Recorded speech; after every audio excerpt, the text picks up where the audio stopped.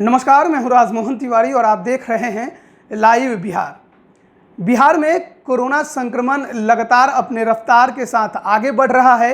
स्थितियां राजधानी पटना के लिए लगातार बिगड़ते नजर आ रही हैं। अगर बात सोमवार की करें तो सोमवार को लगभग 2500 से ज़्यादा नए कोरोना मरीजों की मिलने की पुष्टि हुई और उसके बाद जिले के डीएम चंद्रशेखर सिंह ने आला अधिकारियों के साथ एक बैठक की। बैठक करने के बाद कुछ नए आदेश जारी किए गए हैं। हालांकि 18 अप्रैल को बिहार सरकार द्वारा जो आदेश जारी किए गए थे वो तो मान्य रहेंगे ही, लेकिन कुछ और शक्तियां पटना में अब आपको दिखाई देंगी। दुकानों को खोलने के संबंध में ये नई गाइडलाइन आपके लिए मौजूद है। पहले की तरह स्कूल, कॉलेज, कोचिंग संस्थान जो हैं वो 15 मई तक बंद ही रहेंगे।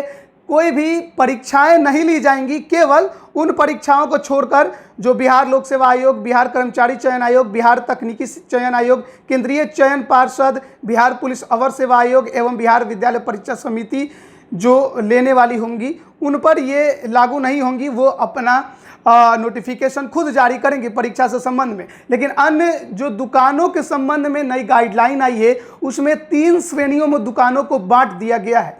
पहला श्रेणी है जिसमें वो दुकान होंगे जो प्रतिदिन खुलेंगे। उसके बाद दूसरा श्रेणी है जिसमें सोमवार, बुधवार और शुक्रवार को ही दुकानें खुलेंगी। वहीं तीसरी श्रेणी में मंगलवार, गुरुवार और शनिवार को ही ये दुकानें खुलेंगी। हालांकि दुकानों को खुलने का समय वही शाम 6 बजे तक ही रहेगा। 6 बजे तक सभी दुकानें बंद हो जानी चाहिए। अब हम आपको विस्तार से ये भी बता देते हैं कि कौन सी दुकानें हैं जो प्रतिदिन खुल सकती हैं, कौन सी दुकानें हैं जो सोमवार, बुधवार और शुक्रवार को खुलेंगी और कौन सी दुकानें हैं जो मंगलवार, गुरुवार और शनिवार को खुलेंगी। ये नई गाइडलाइन पटना जिले के लिए है। हालांकि हर जिले के डीएम अपने अपनी गाइडलाइन जारी कर रहे हैं, तो आप उनकी गाइडलाइन को फॉलो करें अगर आप जिस जिले में रह रहे हैं। ये पटना के संबंध में है, इस बात की हम आपको जानकारी एक बार फिर दे देते हैं। जो पहला श्रेणी है जिसमें प्रतिदिन दुकानें खुलने की बात की जा रही है उसमें है किराना दुकान,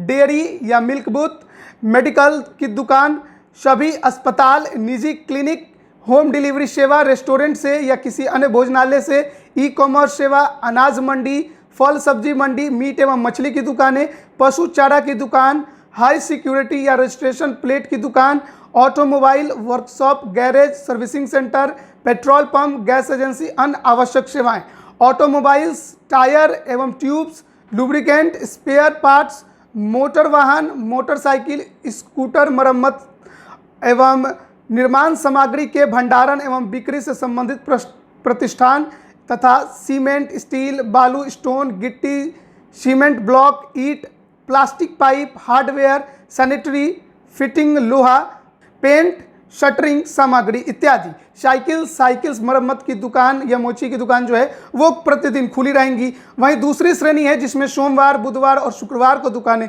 खुलेंगी। उनमें इलेक्ट्रिकल गुड्स, पंखा, कूलर, एयर कंडीशनर्स, ये विक्रय या मरम्मत दोनों ही, इलेक्ट्रॉनिक गुड्स यथा मोबाइल, कंप्यूटर, लैपटॉप, यूपीएस एवं बैटरी बेचने वाले और मरम्मत करने वाले दोनों, सैलून, पार्लर, फर्नीचर की दुकान, सोना चांदी की दुकान, ये सोमवार, बुधवार, शुक्रवार को खुलेंगे। तीसरी श्रेणी है मंगलवार, गुरुवार और शनिवार की। इस दिन कपड़ा की दुकान, रेडीमेड वस्त्र की दुकान सहित बर्तन की दुकान, जूता चप्पल की दुकान, स्पोर्ट्स खेलकूद सामग्री की दुकान, ड्राई क्लीनर्स की दुकान, कृषि कार्य यंत्र से जुड़े सभी प्रतिष्ठान, अन्य सभी दुकान जो किसी सूची में नहीं है वो सभी तीसरी श्रेणी में आएंगे। तो ये सभी दुकानों के खुलने का जो समय है वो सुबह से और शाम 6 बजे तक ही है। इस बात का ध्यान रखें, वो किसी भी श्रेणी की दुकान हो वो शाम 6 बजे तक ही खुलेंगी। इसके अलावा जो नाइट कर्फ्यू है उन संबंध में जो पहले के गाइडलाइन थे वही जारी रहेंगे। तो अगर आप पटना जिले के हैं तो इन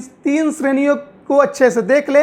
अगर आप दुकानदार हैं तो इन्हीं 3 श्रेणियों के जो तहत आदेश दिए गए हैं उसी तहत आप दुकान अपना खोल सकते हैं। वहीं अगर आप दूसरे जिले के हैं तो दूसरे जिले के डीएम ने भी सभी अपने अपने क्षेत्रों में उन्होंने गाइडलाइन जारी की है। आपको उन गाइडलाइनों को देखना होगा किस प्रकार से गाइडलाइन जारी की गई है। तो कोरोना के संक्रमण जो लगातार प्रसार हो रहा है उसके रोकथाम के लिए और भीड़ भाड़ इकट्ठा ना हो इसके लिए पटना के डीएम द्वारा ये आदेश जारी किए गए हैं और ये आदेश लागू हो चुके हैं कल रात्रि से ही। तो ध्यान रखें कोरोना लगातार अपने गिरफ्त में हर किसी को लेते नजर आ रहा है, तो जरूरी है कि सतर्कता बरते, भीड़ भाड़ वाले इलाके में ना जाएं, भीड़ भाड़ इकट्ठा ना होने दें, मास्क का उपयोग करें, सैनिटाइजर का उपयोग करें और कोशिश करें कि घर में ही रहें। ये आपकी सुरक्षा और आपके परिवार सहित बिहार देश की सुरक्षा के लिए काफ़ी ज़्यादा महत्वपूर्ण है। आप बने रहिए लाइव बिहार के साथ। आपका बहुत बहुत धन्यवाद। लाइव बिहार यूट्यूब पर सब्सक्राइब और फेसबुक पर लाइक जरूर करें।